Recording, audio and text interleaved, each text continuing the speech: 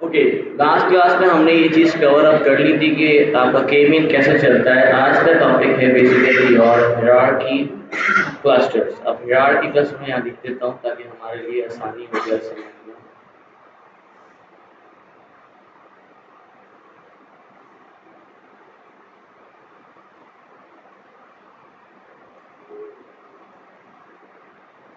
अब for example हमारे पास अलग अलग डेटा पॉइंट्स हैं यहाँ पर।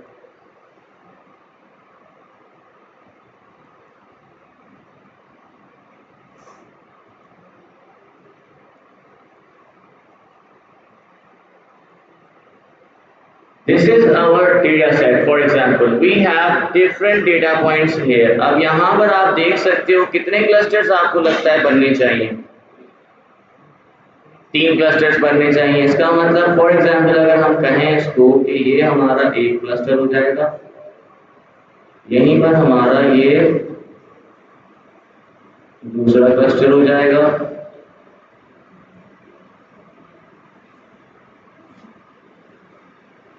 और यहीं पर हमारा ये तीसरा क्लस्टर हो जाएगा। लेकिन आपने यहाँ पर एक चीज नोट की, क्या कि यहाँ पर हमारे पास कोई भी सेंट्रॉइड अवेलेबल नहीं, सेंटर पॉइंट आपके पास यहाँ पर नजर नहीं आ रहा, कोई सेंट्रॉइड यहाँ पर अवेलेबल नहीं है। हायरार्की काम कैसे करता है, यहाँ पर हमारे पास सेंट्रॉइड्स नहीं होते।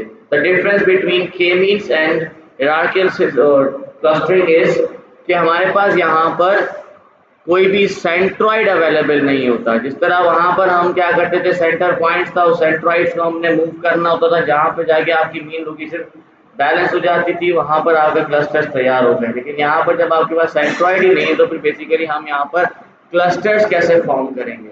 फॉर दैट फॉर एग्जाम्पल, अच्छा एक चीज है, यहाँ पर आपकी के की वैल्यू जरूर होगी, which is basically equal to 3। क्यों? क्योंकि आपके पास 3 क्लस्टर्स बन रहे हैं, लेकिन सेंट्रॉइड्स नहीं। क्लस्टर्स तो आप बनाओगे लेकिन there is no centroid here. So for that what we can do, for example इसको जरा अच्छे से समझिएगा, क्योंकि अगर आप हायरार्किकल क्लस्टरिंग की बात करते हो तो जो आपके न्यूरॉन्स होते हैं, जो आपके माइंड के ब्रेन के न्यूरॉन्स होते हैं, वो भी हायरार्की के ऊपर जमते हैं। हम लिंकेज के ऊपर काम करते हैं, एक चीज दूसरी चीज के साथ लिंक कर रही होती है कि हाँ भाई ये एक इमेज है या फिर कोई पोजीशन है, वो हम किसी दूसरी चीज के साथ लिंकेज करने के बाद जाके हम उसको मेमोराइज कर पाते हैं या फिर हम उसको समझ पाते हैं कि ये चीज़ क्या है। क्योंकि जब आप अपने ब्रेन की बात करते हो तो आपका ब्रेन भी अनसुपरवाइज लर्निंग पे चलता है, क्योंकि हमारे पास कोई लेबल डेटा तो नहीं है कि आपके कोई डेटाबेस तो नहीं है यहाँ पर दिमाग के अंदर किसी ने फिट कर दिया कि जिसके अंदर ऑलरेडी आउटपुट पड़ा हुआ हो पहले से।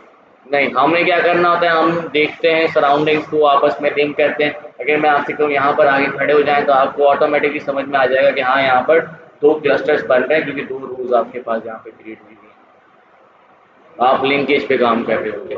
तो हाँ, वही बात है, नोट्स से यार कनेक्ट किए जाएंगे, लेकिन कैसे वो भी मैं आपको बताता हूँ। अब फॉर एग्जाम्पल, फॉर दैट हमारे पास 2 तरीके की हायरार्किकल क्लस्टरिंग की जाती है। एक को हम कहते हैं एग्लोमेरेटिव,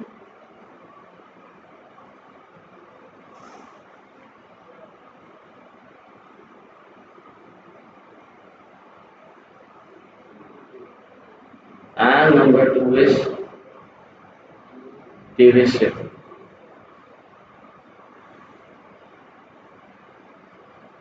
दो तरीके की हमारे पास हायरार्किकल क्लस्टरिंग की जाती है, 2 तरीके से। अब आपको पता है कि अगर हम यहाँ पर एक बात कहें कि भाई एग्लोमेरेटिव बेसिकली क्या होता है और डिविसिव में फ़र्क क्या है, वो मैं आपको बताता हूँ। बस हम फॉर एग्जांपल अगर आप इसमें से कोई एक भी समझ जाओगे तो दूसरा समझना आपके लिए आसान हो जाएगा। क्यों? क्योंकि अगर आप बात करते हैं एग्लोमेरेटिव की, तो ये बेसिकली आपके पास अगर फॉरवर्ड की तरफ जा रहा है तो आपका जो डिविसिव होगा ये उसका रिवर्स होगा। उसी एग्लोमेरेटिव का रिवर्स ऑपरेशन जब आप परफॉर्म करोगे तो उसको हम कहते हैं डिविसिव। Simple is that. अब अगर हम बात करते हैं कि इसकी एग्लोमेरेटिव की, तो एग्लोमेरेटिव में बेसिकली होता क्या है कि मैं यहाँ पर लिख देता हूँ कि ये हमारा एग्लोमेरेटिव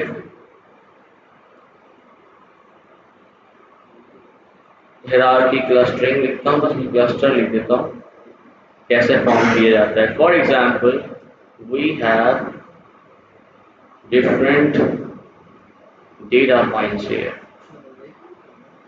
फॉर एग्जाम्पल ये हमारा एक डेटा पॉइंट आ गया, फॉर एग्जाम्पल इसको हम कहते हैं P1, एक डेटा पॉइंट आपका यहाँ पर आ गया, फॉर एग्जाम्पल इसको हम कहते हैं P2, एक डेटा पॉइंट आपका यहाँ पर आ गया, इसको हमने कह दिया P3, एक डेटा पॉइंट आपके पास यहाँ पर है, फॉर एग्जाम्पल ये हो गया आपका P4, P5 एंड P6। अब कुछ स्टेप्स आपने फॉलो करने होते हैं, जैसे कि आपने देखा था के मीन्स के अंदर ही मैंने आपको कुछ स्टेप्स बताए थे। अब यहीं पर भी हमारे पास स्टेप्स होते हैं to find out agglomerative hierarchical clustering. For that, the first step is basically your for each point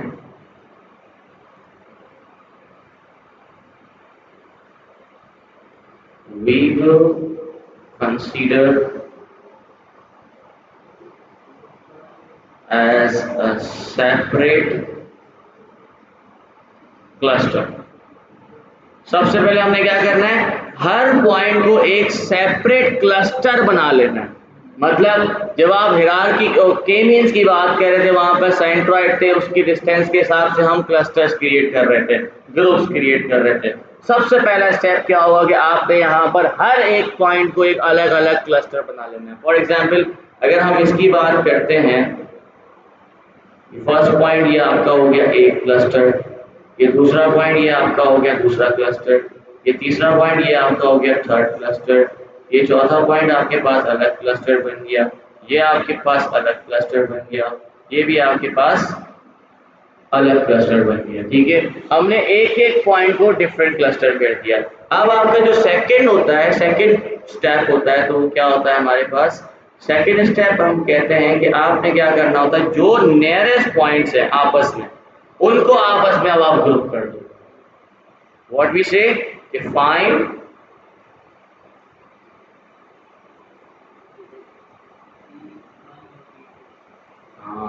ऐसे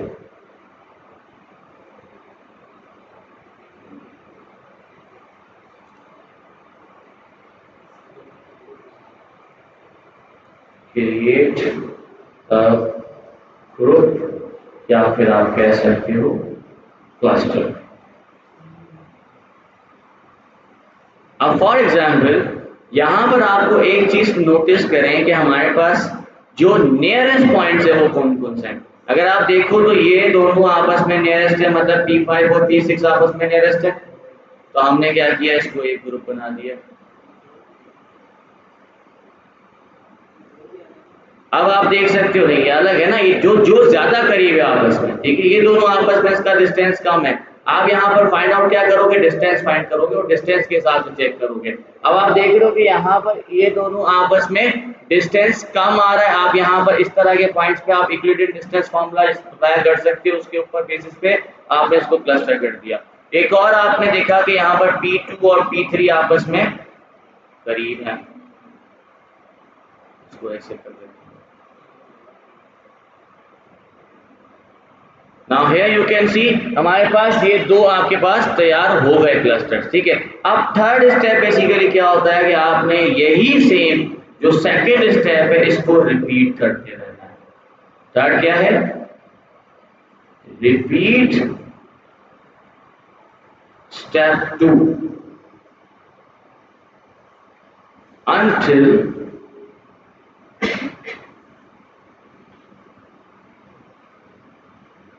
forms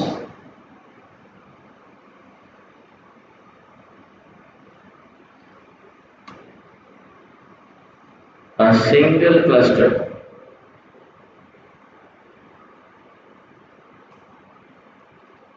अब आपने करना है क्या, इसी स्टेप 2 को आपने क्या करना है, रिपीट करते रहना है तब तक जब तक एक सिंगल क्लस्टर नहीं तैयार हो जाता। अगर हम देखें यहाँ पर तो ये जो आपका P1 है और ये जो P2 P5 का आपके पास एक क्लस्टर था, ये दोनों आपस में अब डिस्टेंस कम है इन दोनों का, तो आपने इसका भी एक क्लस्टर बना दिया।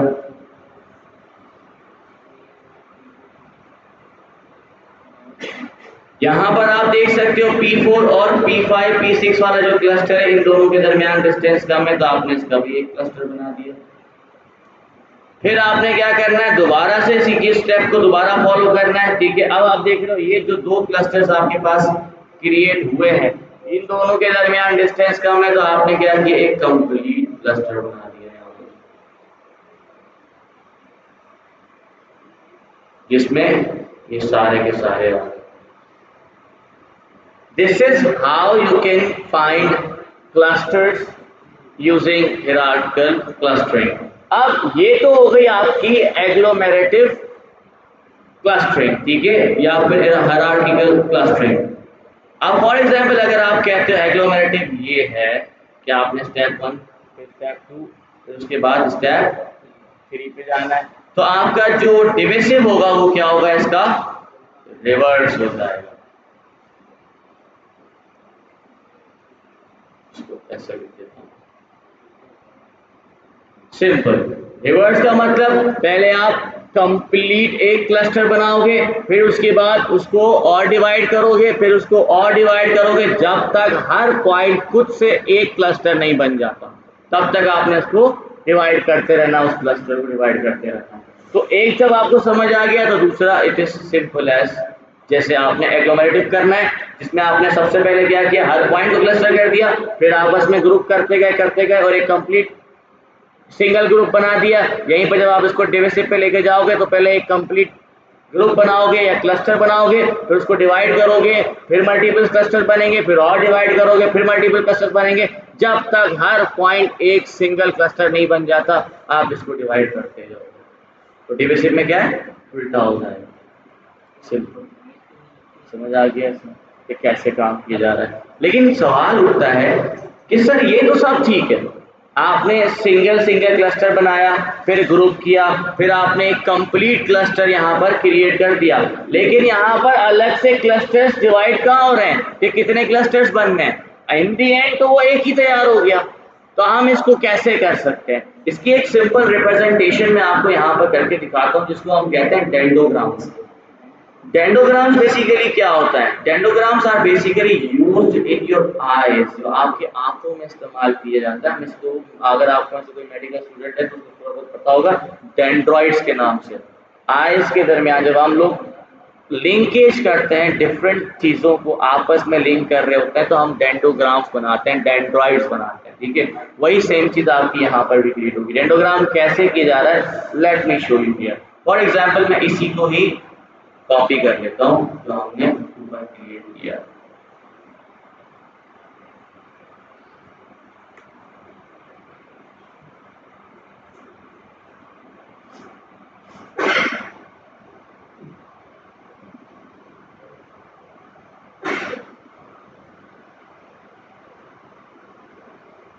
डेंडोग्राम बनता कैसे है,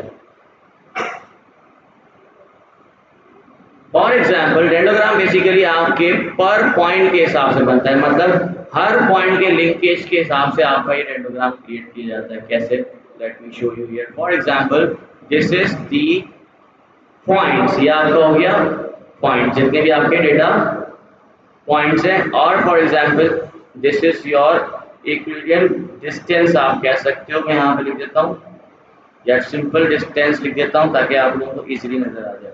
अब फॉर एग्जाम्पल हमारे पास कितने पॉइंट्स हैं, P1 P2 P3 P4 P5 and P6, और इसका डिस्टेंस कुछ ना कुछ तो होगा, ठीक है। मैं फॉर एग्जाम्पल ऐसे ही फिलहाल लिख देता हूँ। अगर मैं कह देता हूँ भाई 1 है, 2 है, 3 है, 4 है, 5 है एंड 6 है, ठीक है। डिस्टेंस में फिलहाल ऐसे ही लिख रहा हूँ क्योंकि यहाँ पे हमारे पास कोई डिस्टेंस का हिसाब नहीं है। अब फॉर एग्जाम्पल सबसे पहले हमें क्या करना है, यहाँ पे आप देख रहे हो कि आपके पास सबसे पहले आप एक क्लस्टर बनाओगे, इसका P2 और P3 का आपस में, क्योंकि इन दोनों का डिस्टेंस सबसे कम है। ऐसे ही है कि अगर हम इसको देखें तो P2 और P3 क्या है आपका, ये है। मैंने क्या किया, यहाँ पर इसको इंगेज कर दिया। फॉर एग्जाम्पल इसका डिस्टेंस कोई अराउंड 2 है, ठीक है। हमने क्या किया, इन दोनों को आपस में लिंक कर दिया, एक क्लस्टर बन गया आपका। दूसरा क्लस्टर आपने देखा कि आपके पास P5 और P6 के दरमियान तैयार हो रहा है। तो अगर P5 P6 के दरमियान हो रहा है तो फॉर एग्जाम्पल ये है, इसका भी मैं फॉर एग्जाम्पल सोच लेता हूँ कि भाई इसका भी डिस्टेंस 2 ही होगा, ठीक है। ये आपका P और P5 और P6 आपस में लिंकेज हो गया। उसके बाद आप क्या करोगे, आपने देखा P1 का और P2 P5 वाले क्लस्टर के दरमियान आप यहाँ पर एक क्लस्टर तैयार करोगे, ये ऐसे ही है। तो हमने क्या करना है कि आप उसको भी लिंकेज कर देते हैं। फॉर एग्जाम्पल ये हो गया आपका P1 और फॉर एग्जाम्पल इसका जो डिस्टेंस है वो 3 है और ये आपके इस क्लस्टर के साथ समान हो जाएगा। कि अगर हम देखते वैसे कि P2 और P1 के दरमियान अच्छा खासा डिस्टेंस था, लेकिन इस पूरे क्लस्टर के दरमियान डिस्टेंस कम है। तो ये देखो ये यार, एक तो ये ना जब से उसमें हो रहा है ना, देखिए पूरे क्लस्टर के दरमियान आपके पास डिस्टेंस कम है। इसी तरीके से दूसरा आपने एक और बनाना था, वो क्या था, P4 और P5 P6 वाले के दरमियान आप यहाँ पर एक क्लस्टर तैयार करते हैं, ऐसे ही तो हम ये भी बना लेते हैं यहाँ पे। फॉर एग्जाम्पल इसका भी हम एक मिनट सोच लेते हैं कि डिस्टेंस जो है वो 3 है। टेढ़ा नहीं जा रहा है, सीधा चला जाता है।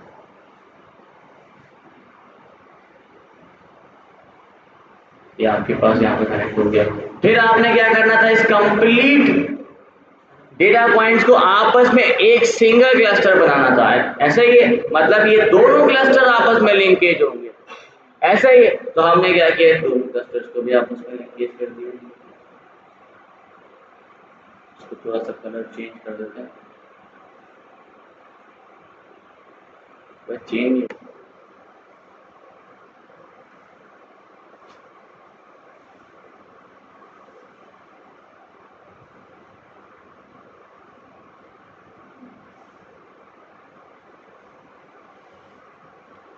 Now here you can see this is known as dendrogram. इसको हम क्या कहते हैं, dendrogram. Now here you can easily observe कि कौन सा क्लस्टर किसके साथ लिंक कर रहा है आपका, ठीक है। अब for example how to identify कि how many clusters are here, कितने क्लस्टर्स बनाने चाहिए हमें, ठीक है। फॉर क्रिएटिंग एनी क्लस्टर सबसे पहले आपने क्या देखना होता है, उसके लिए हमारे पास एक सिंपल सा फंडा भी है जिसको हम कहते हैं कि आपने यहाँ पर लॉन्गेस्ट वर्टिकल लाइन सिलेक्ट करनी है जहां पर आपका हॉरिजॉन्टल लाइन क्रॉस ना कर रही हो। लॉन्गेस्ट वर्टिकल लाइन अगर हम देखें तो लॉन्गेस्ट वर्टिकल लाइन आपकी ये नजर आ रही है, या चलो इसकी बात कर लेते हैं। This is your longest vertical line. अगर हम यहां पर इसको क्रॉस करते हैं, फॉर एग्जाम्पल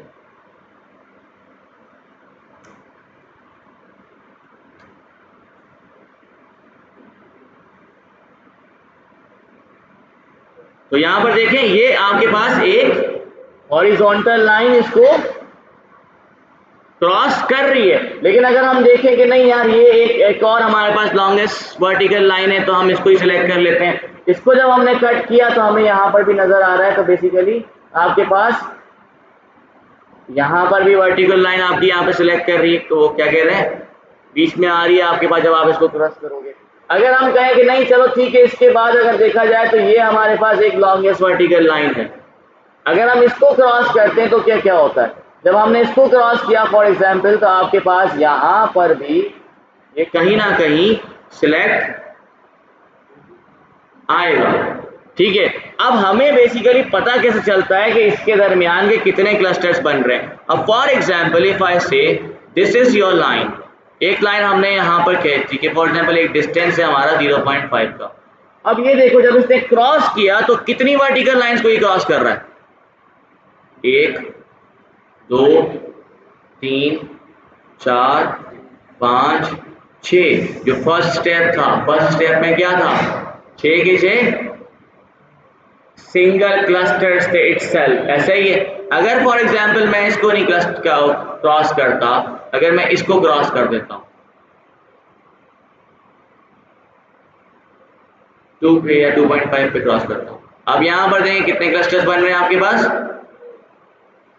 2 3 4। इसी तरीके से फॉर एग्जांपल मैं कह रहा हूँ कि चलो ठीक है ये नहीं, मैं इसको यहाँ पे क्रॉस करके देखता हूँ। यहाँ पे कितने क्लस्टर बन रहे हैं आपके पास, 1 2। ठीक है, अगर आपको क्लस्टर्स फाइंड करने तो हमारे पास कितने क्लस्टर्स बनेंगे। देखो ये डेंडोग्राम हम सिर्फ और सिर्फ अपनी रिप्रेजेंटेशन के लिए देख रहे हैं, ग्रामेटिकली ये ऑटोमेटिकली करेगा, वो खुद ब खुद आइडेंटिफाई कर लेगा कि यहाँ पर कितने क्लस्टर्स बन रहे हैं और कहाँ कहाँ क्लस्टर्स आ रहे हैं। ठीक है, but for that you need to know कि ये बेसिकली करता क्या है। इसको बेसिकली फाइंड आउट करना होता है द लॉन्गेस्ट वर्टिकल लाइन जहाँ पर कोई हॉरिजॉन्टल लाइन क्रॉस ना कर रही हो उसको। अब फॉर एग्जांपल देखा जाए तो ये एक ऐसी वर्टिकल लाइन है जहाँ पर आपके पास कोई भी वर्टिकल लाइन इसको क्रॉस नहीं कर रही। ये जो आपके पास वर्टिकल लाइन है यहाँ पर कोई भी आपकी हॉरिजॉन्टल लाइन क्रॉस नहीं कर रही, तो इसका मतलब this is our best vertical line जहाँ से हम हमारे क्लस्टर्स आइडेंटिफाई कर सकते हैं। जब हमने इसको क्रॉस किया तो आपको यहाँ पर नजर आ रहा है कितने क्लस्टर बन रहे हैं, 2 क्लस्टर, और यहाँ पर भी आपके हिसाब से कितने बनने चाहिए थे, 2 बनने चाहिए। तो हम यहीं से हम इसको इतने ग्रुप बनाएंगे जितने हमारे पास लॉन्गेस्ट वर्टिकल लाइन के अंदर ग्रुप बन रहे हैं। That's it. This is how hierarchical clusters works. Simple है। अब थोड़ा सा इसको हम प्रोग्रामेटिकली देखते हैं, और इसके अलावा मैं आप लोगों को इसके ऊपर टास्क भी परफॉर्म करने को कहूँगा। इसके अंदर प्रोग्रामिंग करवाई थी मेन स्ट्रीम में, यहाँ पर दोबारा कर देता हूँ थोड़ा सा। लेकिन अब की बार मैंने अपना खुद का यहाँ पर एक क्लस्टर तैयार किया। पहले हमने आयरिस डेटा सेट के ऊपर काम किया था, जो लास्ट क्लास में आए थे उनको शायद याद होगा। ठीक है, फिलहाल हमने क्या किया है कि हमने एक मॉड्यूल है या फिर आप कह सकते हो एक क्लास है from sklearn dataset named as matplots। अगर हम इसकी डॉक्यूमेंटेशन पढ़ते हैं तो ये आपको डॉक्यूमेंटेशन यहाँ पर समझ आ जाएगी कि बेसिकली हमारे पास यहाँ पर कुछ अलग अलग पैरामीटर्स है जो आपको थोड़ा सा समझ लो। सबसे पहले है नंबर ऑफ सैंपल्स का मतलब होता है कि आपने क्लस्टर में कितने पॉइंट्स चाहिए, डेटा पॉइंट्स जो आप चाहते हो कितने पॉइंट्स आपको चाहिए। बेसिकली हम अपनी तरफ से एक रैंडम डेटा जनरेट करवा रहे हैं टू प्रैक्टिस, दैट्स इट। ये कोई एक्चुअल डेटा नहीं है, ये कोई रियल डेटा सेट नहीं है। ठीक है, हम अपनी तरफ से एक रैंडम डेटा जनरेट करवा रहे हैं, ठीक है, जिसमें आपके पास अलग अलग पॉइंट्स होंगे। तो हमने क्या किया कि एक क्लास है मैटप्लॉट्स की, क्या करता है कि अलग अलग ग्रुप्स बना देगा। ठीक है, अब सबसे पहले आपने बताना है नंबर ऑफ सैंपल्स से कितने चाहिए आपको, नंबर ऑफ सैंपल्स या नंबर ऑफ डेटा पॉइंट्स आपको कितने चाहिए। दूसरा है number of features. Number of features का मतलब है कि कॉलम्स आपको कितने चाहिए, जितने भी आप इसके अंदर यूटिलाइज करना चाहो। एक चीज याद रखें, क्योंकि मैं कोई चीज विजुलाइज करवाऊंगा इसलिए मैंने नंबर ऑफ सैंपल्स 2 रखे हैं। ठीक है, आप चाहो तो इधर जितने मर्जी नंबर ऑफ सैंपल्स रख सकते हो, इट्स अप टू यू। दूसरी चीज क्या है चीज, centres. Centres are basically your centroids. मतलब अभी तक तो सेंट्रॉइड कोई भी नहीं बना हुआ। सेंटर्स का मतलब ये कि अगर आप एक सेंटर बनाते हो तो ग्रुप्स बनेंगे ना, तो एक ग्रुप आपका अलग हो जाएगा, दूसरा अलग हो जाएगा, तीसरा अलग हो जाएगा। जितने भी ग्रुप चाहिए आपको वो तीनों ग्रुप्स के मतलब 3 ग्रुप चाहिए आपको तो यहाँ पे 3 लिखो, 5 ग्रुप चाहिए तो यहाँ पे 5 दे सकते हैं आप। उसके अलावा हमारे पास है क्लस्टर स्टैंडर्ड डेविएशन। अगर आपने कब बताते हो कि देखो जब भी हम क्लस्टरिंग करते हैं तो एक चीज याद रखें, आपका डेटा स्केलर फॉर्म में होना चाहिए। मतलब या तो मतलब वो एक ही पॉइंट्स के बराबर होना चाहिए। कभी कभार क्या होता है कि अगर आप फॉर एग्जांपल किसी ऐसे डेटा के ऊपर काम कर रहे हो जिसमें हर फीचर की वैल्यू डिफरेंट है, कोई एक फीचर है जो मतलब अंडर 0 से लेकर 1 तक चल रहा है, फॉर एग्जांपल एक फीचर आपके पास आ रहा है जो 0 से लेकर 100 तक जा रहा है, एक फीचर आपके पास आ रहा है जो 1000 तक की वैल्यू से शो कर रहा है। अब अगर हम तीनों के दरमियान कनेक्शन बनाने की कोशिश करेंगे तो कभी बनेगा नहीं। एक वैल्यू आपके पास 0 से लेकर 1 तक है, दूसरी वैल्यू आपके पास 1 से लेकर 100 तक है, तो बहुत डिफरेंस आ जाता है यहाँ पर। तो यहाँ पर आपका जो मॉडल होता है वो बायस हो सकता है। बायस किसकी तरफ होगा, जो वैल्यू सबसे बड़ी हो। तो इसीलिए जितना डिस्टेंस ज़्यादा, तो कोशिश करते हैं कि इस डिस्टेंस को कम कर लें। कैसे कम कर सकते हो? आप इसको स्केल कर सकते हो, स्केलर अप्लाई करके, जिसको हम कहते हैं स्टैंडर्ड स्केलर। ठीक है, तो आप वो भी अप्लाई कर सकते हो, वो मैं अभी अप्लाई करके आपको दिखाता हूँ कैसे हम इसको नॉर्मलाइज करते हैं। दूसरी चीज़ इसके अंदर आपके पास है शफल करना है, शफल कर सकते हो आप। रैंडम स्टेट आपने यहाँ बताना होता है, और रिटर्न सेंटर्स आपने यहाँ बताना होता है कि क्या आपको सेंटर्स भी रिटर्न चाहिए कि नहीं चाहिए। सेंटर्स मतलब जो आपके सेंट्रॉइड्स हैं वो आपको एज अ रिटर्न में चाहिए, तो आप अगर विजुलाइज करवाने के लिए दिखाना है तो आप ले लो, कोई मसला नहीं है। लेकिन हमारा ये काम का नहीं है, क्योंकि हम ये सेंटर्स खुद से निकालेंगे यूजिंग क्लस्टरिंग। ये तो हमें बना के दे देगा, तो हमें इसका तो नहीं चाहिए, हमें तो अपनी तरफ से लेना है। तो हमने क्या करना है कि हमने क्या किया, यहाँ पर आके आपने अपना मेक ब्लाउज इंपोर्ट कर लिया है, जो चीज़ें मुझे ज़रूरी थी, जैसे कि मैंने यहाँ पे पीएल मतलब आपका मैटप्लॉटलिब भी इंपोर्ट कर लिया है, नंपाई भी इंपोर्ट हो गया है, और हमारा पांडास भी कर दिया। साथ में मैंने की मीन्स का क्लस्टरिंग एल्गोरिथम या मॉडल भी इंपोर्ट कर लिया है। इसको एक दफ़ा देख लो, which is known as sklearn.clusters के अंदर आपको के मीन्स मिल जाएगा। ठीक है, आपको हायरार्की भी यही मिल जाएगा, आपको डीबी स्कैन भी यहाँ मिल जाएगा। थोड़ा सा फर्क है, वो मैं आपको समझा दूंगा। अब यहाँ पर हमने क्या किया, मैंने एक मैथ प्लॉट जो मैंने ऊपर क्लास कॉल करवाई थी, इंपोर्ट करवाई थी, उसी को मैंने यहाँ पे कॉल कर दिया। नंबर ऑफ सैंपल्स के अंदर 1000 रख दिए, सेंटर्स मैंने इसके अंदर 3 प्रोवाइड कर दिए, नंबर ऑफ पिक्चर्स मैंने 2 दे दिए, और रैंडम स्टेट मैंने इसको 23 दे दिया। ठीक है, आप जितना मर्जी रैंडम स्टेट देना चाहो, इट्स अप टू यू, कि आप कितना भी दे सकते हो। अच्छा, एक चीज़ याद रखें, बाय डिफॉल्ट मैकबॉल्स आपको 2 चीज़ें रिटर्न करता है, एक्स की वैल्यू और वाई की वैल्यू भी ये रिटर्न करता है। वाई मतलब जो आपका सेंट्रॉइड होगा, जो आपका अलग अलग क्लस्टर्स होंगे, वो सब ये आपको पहले से ही दे रहा है, लेकिन हमें ये नहीं चाहिए, क्योंकि हमें तो ये प्रेडिक्ट करना था। तो हमने क्या किया, सिर्फ और सिर्फ एक्स को ले लेंगे, वाई की हमें ज़रूरत नहीं है, लेकिन वो देता है तो मैं यहाँ पे लिख सकता हूँ। मैंने इसको प्लॉट कर दिया है। अगर मैं यहाँ पर कलर को छोड़ देता हूँ, तो now here you can see, ये आपके पास 3 अलग अलग क्लस्टर्स या सेंट्रॉइड्स या सेंटर्स के हिसाब से इसने डेटा को क्रिएट कर दिया। अब इसके ऊपर हम क्या अप्लाई कर सकते हैं, हमें अप्लाई करना है हमारा के मीन्स क्लस्टर। ठीक है, लास्ट क्लास में मैं पहले से ही के मीन क्लस्टरिंग करवा चुका हूं, जिसके अंदर मैंने आप लोगों को बताया था कि अगर आपको अलग अलग क्लस्टर्स चाहिए, फॉर एग्जांपल लेट मी सी, कि मैं पहले डायरेक्टली अप्लाई कर देता हूं। जैसे कि फॉर एग्जांपल फॉर दैट हमने क्या किया, एक के मीन्स का वेरिएबल बनाया, जिसके अंदर हमने के मीन्स मॉडल को कॉल करवा दिया। इसके अंदर आपको बताना पड़ता है क्या, कि नंबर ऑफ क्लस्टर्स आप बताओगे कि कितना है। ठीक है, उसके अलावा आप यहाँ पर इनिशियल, ठीक है, अब ये इनिट में के मीन्स प्लस प्लस ऑलरेडी इसने उठा लिया है, जो पिछली क्लास में थे, क्योंकि अभी सब तकरीबन वही पिछली क्लास वाले हैं। आपको पता होगा कि के मीन प्लस प्लस क्या है। के mean plus plus is basically हम किस लिए यूज करते हैं, टू अवॉइड जो आपकी क्या अवॉइड करने के लिए हम यूज करते हैं, मैंने लास्ट टाइम पढ़ाया था ना आपको, रैंडम इनिशियलाइजेशन ट्रैप को हमने अवॉइड करने के लिए हम हमारा के mean plus plus initialiser use करते हैं। अब के मीन प्लस प्लस क्या करता है कि जहां पर आपके पास क्लोजली इनिशियलाइज हो जाती हैं वैल्यूज, उनको ये ऑटोमेटिकली दूर धकेल देता है, या फिर थोड़ा सा दूर इनिशियलाइज करता है, ताकि इजीली वो आपस में क्लस्टर हो जाएं।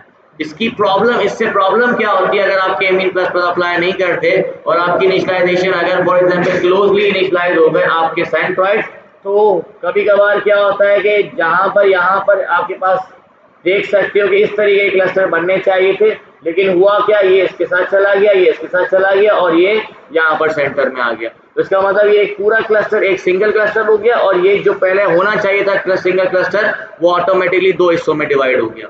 तो इस चीज को अवॉइड करने के लिए हम के मीन प्लस प्लस करते हैं, और यहाँ पर आप देख सकते हो बाय डिफॉल्ट इसने के मीन प्लस प्लस पहले से कॉल किया हुआ। ठीक है, उसके अलावा एन इनिशियलाइजेशन मतलब जो आपके क्लस्टर्स हैं उनकी इनिशियलाइजेशन आपको खुद से बतानी है या ऑटो जनरेट करनी है, तो हमने अगर उसको ऑटो किया हुआ है। इसी तरीके से ये सारी चीजें रैंडम स्टेट क्लास के अंदर नाम है, एल्गोरिथम आपके पास लॉयड एल्गोरिथम इस्तेमाल किया जा रहा है, तो ये सारी चीजें आपके पास यहाँ पर यूटिलाइज किया जा रहा है। ठीक है, हमने क्या किया, सिंपली जो इसका बाय डिफॉल्ट वैल्यूज थी वो उठाई, बस हमने इसको नंबर ऑफ क्लस्टर्स प्रोवाइड कर दिए। फॉर एग्जांपल यहाँ पर आपको कितने क्लस्टर्स नजर आ रहे हैं, 3, तो हमने इसको 3 क्लस्टर दे दिए। दूसरा, हमें ये चीज चेक करनी थी कि यहाँ पर हमारे पास रैंडम स्टेट हम इसको दे देते हैं ताकि थोड़ा सा ये रैंडमली सिलेक्ट करे। 43 दे दिया ताकि हमारे पास बार बार चेंज ना हो। ठीक है, एक ही रहे, वरना बार बार ये नई इनिशियलाइजेशन करता रहेगा एन वैल्यूज की, मतलब आपके सेंट्रॉइड्स की ये बार बार न्यू जगह पे इनिशियलाइज करता रहेगा। इसलिए हमने इसको रैंडम स्टेट 42 दे दिया ताकि हमेशा एक ही जगह पर रहे, ताकि हम इसको बार बार रन भी करें तो हमारे पास आउटपुट एक ही है। हाँ, इनिशियलाइज अलग अलग जगहों पे करता है।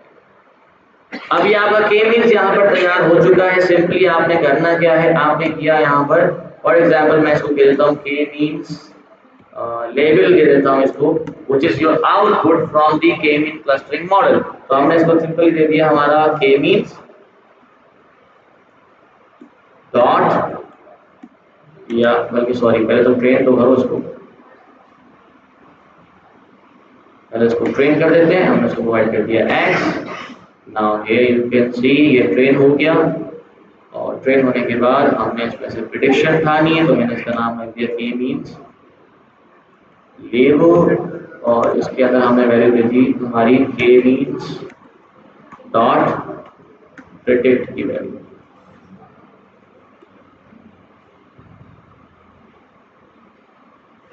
और यहाँ पर हम इसको कह देते हैं कि भाई यही जो हमने x फिट किया है उसी को ही ये प्रिडिक्ट करते हैं। अब आपके पास के मीन लेवल्स कुछ ना कुछ आ गए, आप चाहो तो ये के मीन लेवल्स यहाँ पर चेक कर सकते हो। इसमें अलग अलग हमारे पास, क्योंकि आपने ऊपर यहाँ पर कितने क्लस्टर्स बताए थे, सेंटर्स 3, तो यहाँ पर देखो इसने भी 3 सेंटर्स बना दिए हैं। अब हमने क्या किया, इसको सिंपली इसको हम प्लॉट कर देख लेते हैं। यही सेम प्लॉट जो हमने ऊपर किया था यही उठा लेते हैं। ये आपका डेटा आ गया। ठीक है, इसी डेटा को हमने कलर प्रोवाइड कर देते हैं ताकि हमें पता चल जाए कलर इक्वल्स टू, और इस बार मैं इसको ले रहा हूँ के मींस लेवल जो हमने प्रिडिक्ट किया। Let's see what happens now. Here you can see इसने इजीली यहाँ पर अलग अलग क्लस्टर्स बना दिए। एक इस हमारे इस ऑलरेडी जो हमने खुद बनाया था डेटा, इसको इसने खुद ब खुद इसको अलग अलग प्रोवाइड कर दिया। लेकिन द प्रॉब्लम इज यहाँ पर हमें मालूम था नंबर ऑफ क्लस्टर्स कितने हैं, 3, पर मुझे नंबर ऑफ क्लस्टर्स 3 नहीं रखने, मुझे फाइंड करना है कि मेरा नंबर ऑफ क्लस्टर्स हैं क्या। क्योंकि मैंने आपको बताया था एल्बो मेथड से आप फाइंड कर सकते हो कि नंबर ऑफ क्लस्टर्स कैसे कितने आपके पास सही आ रहे हैं। फॉर दैट मैं सिंपली क्या कर रहा हूँ, यहाँ पर अब की बार इसको डायरेक्ट 3 नहीं लेता, मैं इसको चेंज करता हूँ। कैसे, फॉर एग्जाम्पल मैंने इसको एक वेरिएबल बनाता हूँ जिसका नाम रखता हूँ मैं WCSS।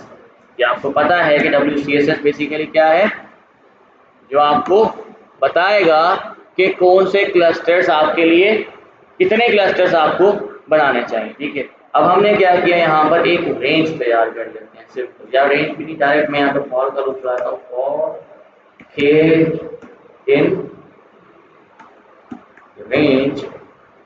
अब मैंने इसको बताया भाई 1 से लेकर 21 का मतलब क्या होगा, 1 से लेकर 20 तक के ये बार क्लस्टर्स हमने चेक करना है। इसी के अंदर हम क्या करते हैं, हमारे के मींस को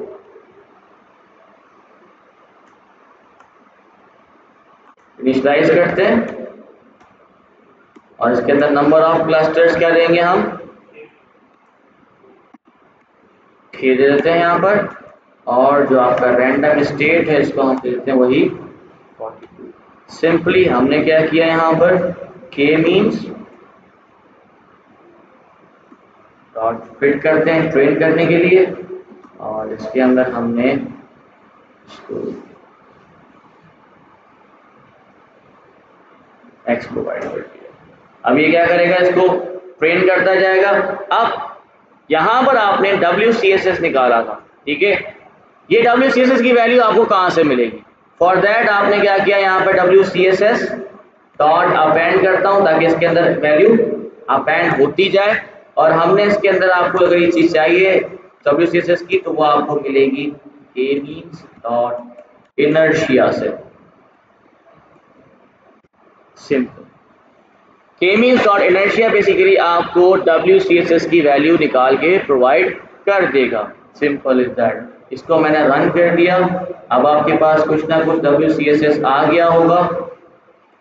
now here you can see आपके पास सबसे ऊपर अगर हम 1 क्लस्टर बना रहे थे तो WCSS की वैल्यू कितनी आ रही है? 51,000 समथिंग, ठीक है। जैसे जैसे आपका इंक्रीज होता जा रहा है आपके पास ये डिक्रीज हो रहा है। इसका मतलब हमारा जो अभी तक जो हम क्लस्टरिंग अप्लाई कर रहे हैं कि हाँ ये बेहतर हो जा रहा है, हो ही जा रहा है, और अच्छा बेहतर और अच्छा परफॉर्म कर रहा है यहाँ पर, ठीक है। अब हमने क्या करना है यहाँ पर बेसिकली इसको प्लॉट करके देखते हैं। अब प्लॉट करने के लिए आपने सिंपली क्या किया, PLT डॉट प्लॉट कर दो, और प्लॉट के अंदर आप यहाँ पर इसको जो आपने ऊपर के की वैल्यूज मतलब जो आपने रेंज बनाई थी वो दे दो। अब ये रेंज मैंने वैसे तो चलो इसमें डायरेक्ट लिख दी थी, एक काम करते हैं इसको यहाँ से कट करते हैं। हाँ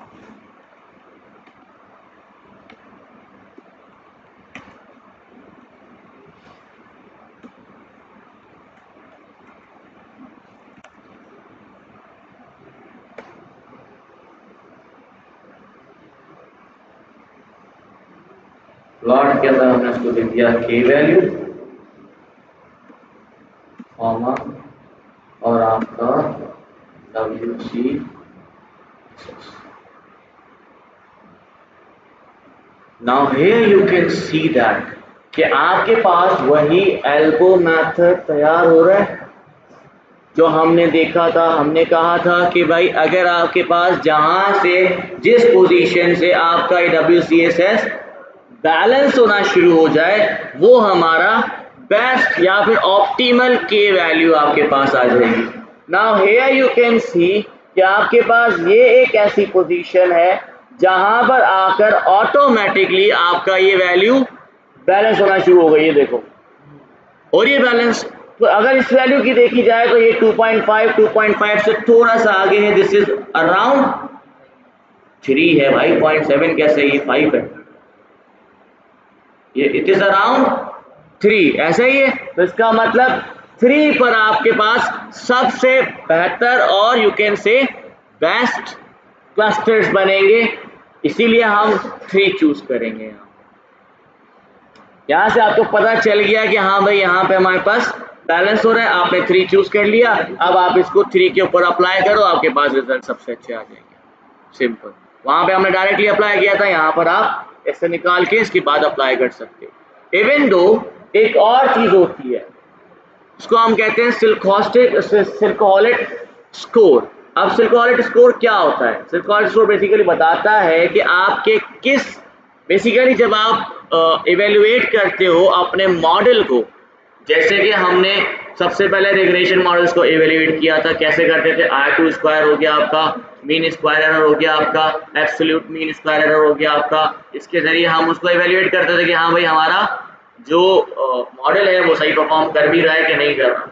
अगर आप बात करते हो कैटेगोरिकल डेटा की तो उसको हम कैसे करते हैं भाई, एक्यूरेसी हो गई आपकी, प्रिसीजन रेट हो गया, रिकॉल हो गया, इसके जरिए हम इवेल्युएट करते थे कि भाई हाँ हमारा मॉडल सही काम करता भी है कि नहीं करता। अगर आप क्लस्टरिंग की बात करोगे तो सिर्फ क्लस्टरिंग के अंदर हम क्या करेंगे, यहाँ तो कोई आउटपुट नहीं है, यहाँ पे तो पहले से ही हमारे पास कोई डेटा अवेलेबल ही नहीं है कि इसके अंदर इतने ही क्लस्टर्स होने चाहिए। तो हम इसको कैसे इवेल्युएट कर सकते हैं? For that you need to use सिल्कोहॉलिक स्कोर, जो आप यूटिलाइज कर सकते हो फॉर इवेल्युएटिंग योर मॉडल। अब अगर आपको ये मॉडल इवेल्युएट करना है तो आप सिंपली क्या करोगे, यू नीड टू इंपोर्ट सिल्कोहॉलिक स्कोर। कैसे स्कोर करते हैं हम ये इंपोर्ट,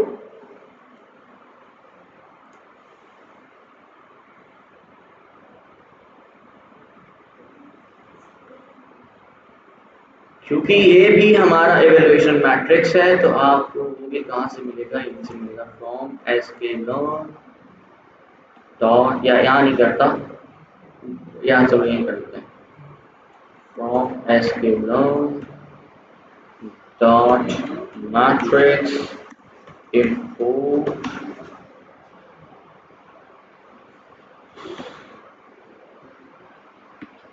सिलहोटे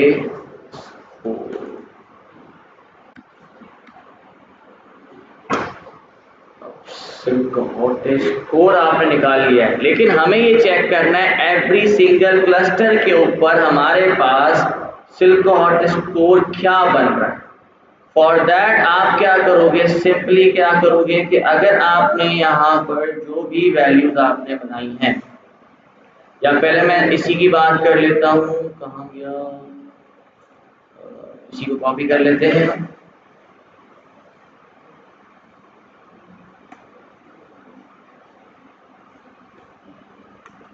और एक वेरिएबल बनाते हैं। ठीक है, 7 बजे ना टाइम देख के यहाँ से अपने आउटलाइन मार देना जाके, आपको आता है, फरहान भाई को नहीं आता। फॉर एग्जाम्पल मैं यहाँ पर सिलहोटे स्कोर निकालना चाह रहा हूँ फॉर एवरी सिंगल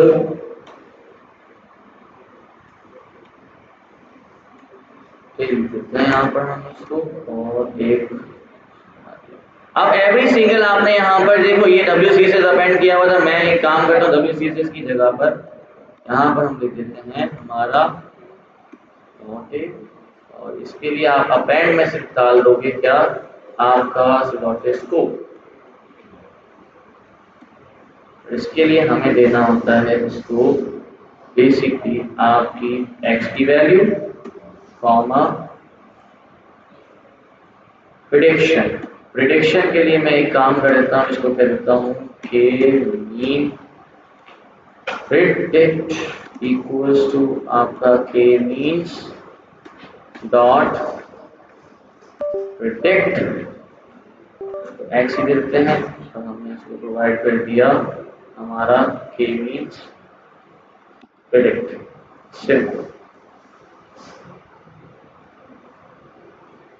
और इट सेज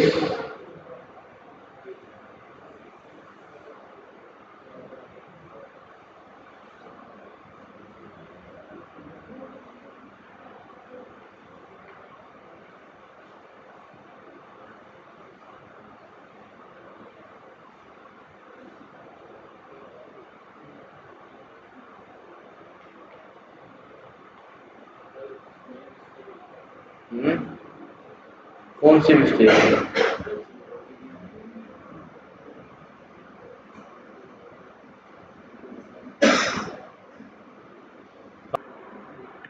सिलहोटेस को जब आप निकालते हो तो आपके पास वैल्यूज -1 से लेकर +1 के दरमियान की वैल्यूज आती हैं। टू आइडेंटिफाई वेदर योर के मीन्स, मतलब जो के वैल्यूज हैं वो आपकी सही परफॉर्म कर भी रही है कि नहीं कर रही। फॉर दैट हम फॉर एग्जांपल में यहाँ पर अब हमें पता है कि n नंबर ऑफ क्लस्टर्स कितने हैं, तो क्योंकि हमने ऊपर निकाल लिया था which was 3 एंड हमने इसको दोबारा रैंडम स्पेस कर देते हैं, बल्कि ये मैंने ऊपर बनाया था ना, इसी को कॉपी करके ले आते हैं।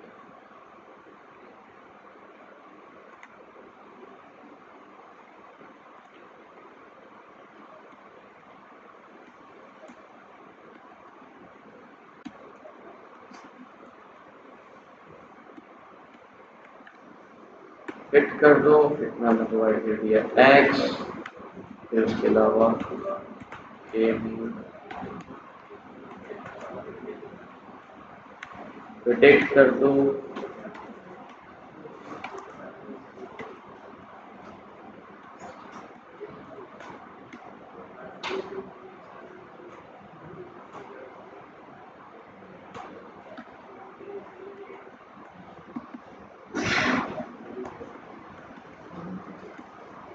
स्कोर के अंदर आप प्रोवाइड कर दोगे हमारी x कॉमा जो आपकी के मीन प्रिडिक्टेड वैल्यू है।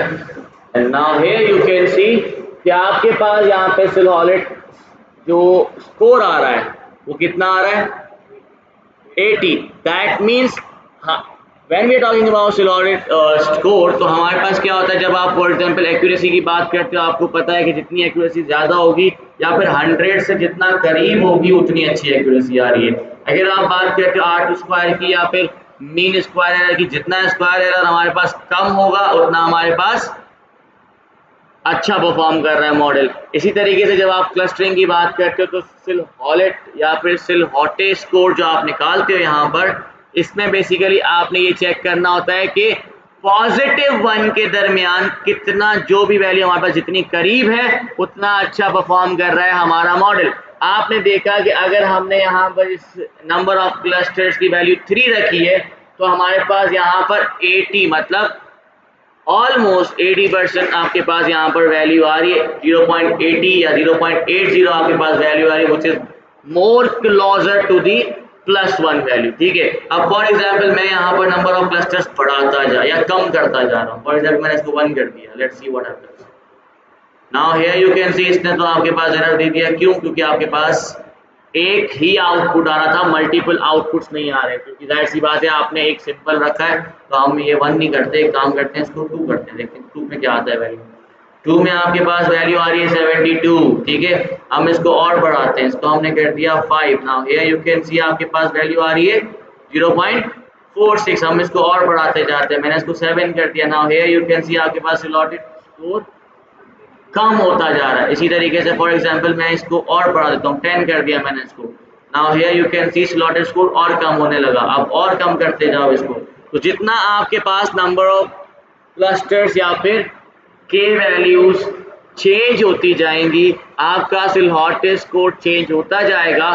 पर बेस्ट स्कोर तब आएगा जब आपका मॉडल ऑप्टिमल क्लस्टर्स बना रहा होगा जो उसको चाहिए। अब ऑप्टिमल क्लस्टरिंग के लिए आपने क्या चेक किया कि जहां पर आपके पास WCSS का स्कोर इक्वल हो रहा है या फिर बैलेंस हो रहा है, वो पॉइंट आपका ऑप्टिमल के वैल्यू, आप उसी को अप्लाई करो। अब फॉर एग्जांपल वो हमने निकाला था 3, तो जब मैंने इसको 3 प्रोवाइड किया